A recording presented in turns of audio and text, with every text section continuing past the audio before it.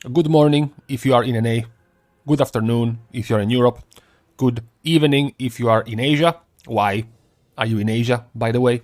Anyways, let's point out the important stuff first, before we go on and talk about the matter of the day, which is the PvP loot argument, as well as the new Blizzard implemented Red system. We have to talk about the OnlyFans reward for simping to Sylvanas for so long. Your dedication to the Queen is going to be rewarded in the Sanctum of Domination, because she's going to have essentially a mini set in her loot table, a quiver and a bow. Now, the quiver is pretty disappointing because despite being called a quiver, despite having an icon, which is a quiver, it's a cloak. So that's kind of weird. And then you have the bow itself. The particularly special thing about this bow is that it is going to completely change your ability. That's a first we have for items, right? This is going to replace your kill shot with Welling Arrow, which is essentially going to splash AoE damage around your main target. The Raid Quiver, on the other hand, is just going to give you some cone AoE damage in front of you to 5 enemies every 5 shots. Now, what I found most interesting about all of this, despite, understanding, getting the flavor of this, if you remember, back in BFA, Blizzard tried with the Crucible of Storms to come out with some flavorful items, full of secondary effects. First of all, the first thing that catches my eye is that when they did this, they also took away the secondary stats. They said, okay, you get a flashy special effect, but it is going to come at the cost of your secondaries. These two items don't remove your secondaries, so you get to keep your secondaries plus the special effect, which makes me wonder, how powerful is this going to be for hunters? How weird is it going to be if you are a hunter without this combo? Are you going to be losing 5, 6, 7, maybe even 10% damage to hunters who do have this setup? That's going to be pretty awkward and frustrating for hunters. But then again, I don't like hunters, so I hope they will suffer because of this. The other interesting thing is that this is going to turn a single target ability into an AoE ability. It is going to be pretty weird and pretty awkward when you're fighting a single target boss. Basically, every time you're in Mythic Plus and every raid encounter that has either a very important single target phase like the Nathrius or a completely single target boss like Zymox, like Sludgefist, and you can't use your single target execute because it's been turned into an AoE ability. That's pretty awkward, I would say. So I wonder, how is it going to work? Are hunters going to need like double setup for weapons to change when they have to fight a single target boss? Maybe, The other thing, this is more disappointing though, is that these are the only two special effects that have been data mined so far. There doesn't seem to be, for now, a staff, a dagger, a one-hand weapon, two-hand weapon, or anything of the sort. It's just bow and quiver for hunters. Maybe some more stuff is going to be data mined or added by Blizzard. They simply maybe haven't added the special effects yet. Plus, true, all of the trinkets are still missing. Their effects are still missing, so maybe there is something very special there. But this was the PSA to all the Sylvanas loyalists. Now we have to talk about the matters on the plate for today, starting with the PvP items, the PvP loot. So Blizzard has gone a few lengths. I wouldn't say great lengths because they haven't done too much, but they have gone a few lengths in trying to redistribute and reevaluate the way you get loot. When the expansion started, there was a very distinct lack of loot available to the players. They were getting very little loot in raids, they were getting even less loot in Mythic Plus. The only thing that was basically keeping them up was the Great Vault, which was a great addition compared to last expansion, sure, praise, okay, but beyond that, it was a very frustrating situation. Blizzard started a purge from BFA to Shadowlands of all sources of free loot, things like Titan Forging and War Forging, things like corruptions, giving much more value to your gear than if it was a normal piece. You had bonus rolls as well in BFA, and then you had more loot in Red Encounters and you had more loot in Mythic Plus. Throughout the expansion, throughout Shadowlands, Blizzard slowly, incrementally gave you more loot. First, they increased the amount of loot in raids, then the amount of loot in Mythic Plus, even when you deplete a key. They also added the Valor system to give you a better source of loot in Mythic Plus. Yes, right now you think the Valor system is bad because it came out when you already were at 220, 221 or 22 item level. Of course, when you will be in 9.1, it will be much more valuable. You're gonna have way less items at high level at the start, so getting a good Mythic Plus piece that you can quickly push up with Valor is going to have much more importance than now. So as Blizzard was trying to fix PvE, was trying to fix Mythic Plus and raids, PvP players were just straight up chilling, you know, sipping their pina colada on the beach, you know, getting their very high item level pieces every week, deterministic, from a vendor. They could just pick and choose, fill their gear with whatever's missing, you know, very nice. It was so nice that many people that were just doing PvE,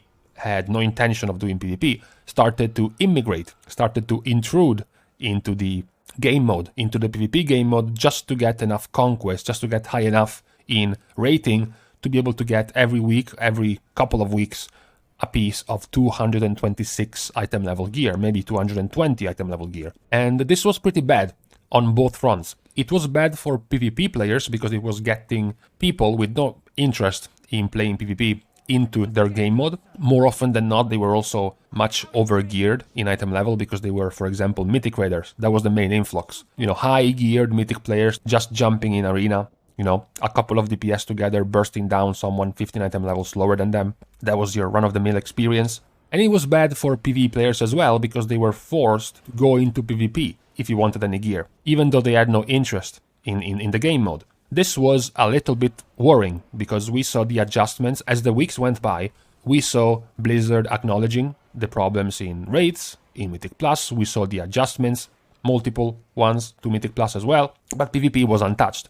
There was the original statement from Blizzard, from Eon, as they were announcing the first changes to the raid loot, that they were perfectly happy with the way the PvP system was working, the loot system in PvP was working. They thought it was a successful rework.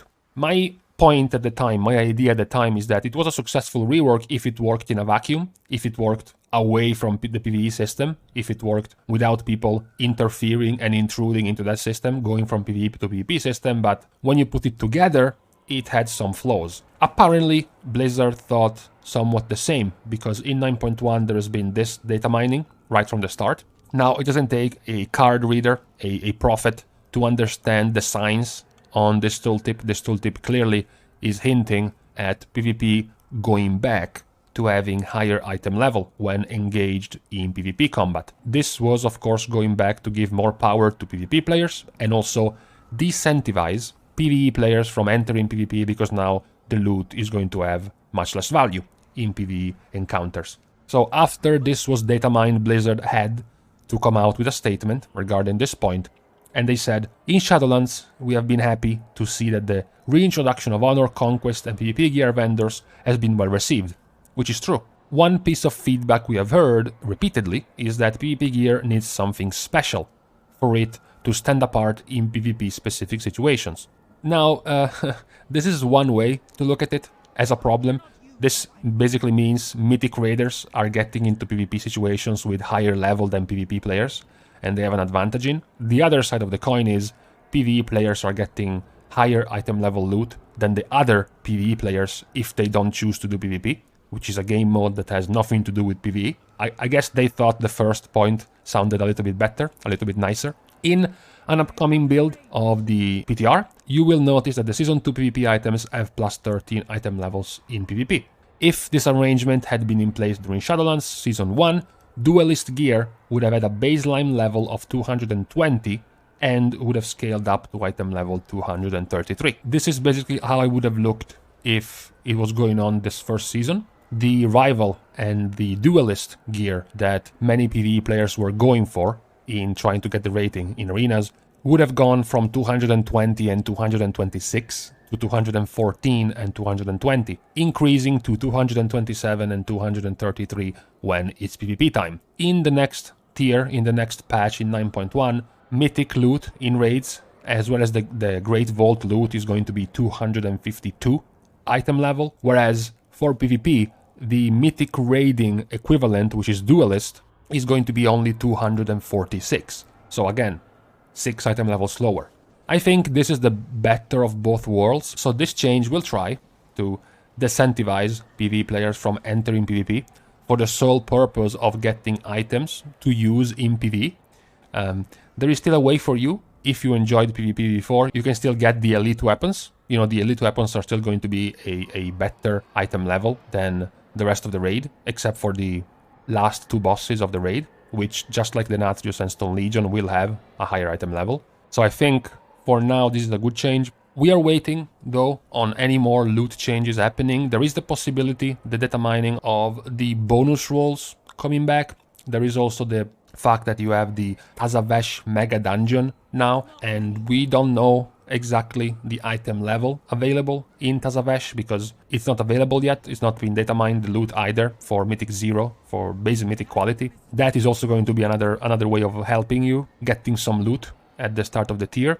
So for now, this is what we have for this change. The other change is regarding the Blizzard-made dungeon rating system, similar to Raider.io. As the PTR was dropping, as the data mining started, the folks at Raider.io thought it was time for the announcement. Because, you know, the changes would have gotten data mined anyways, so we might as well put out the statement. The statement is that the WoW development team has been in contact with us at Raider.io on this new Mythic Plus scoring system, and they have expressed that they have designed theirs in a very similar way to how Raider.io Mythic Plus scoring system works.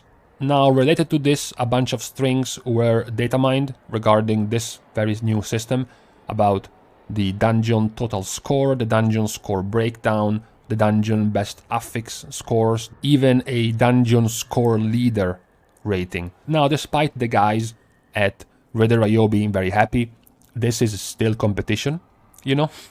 Eventually, people are going to settle for using the better one.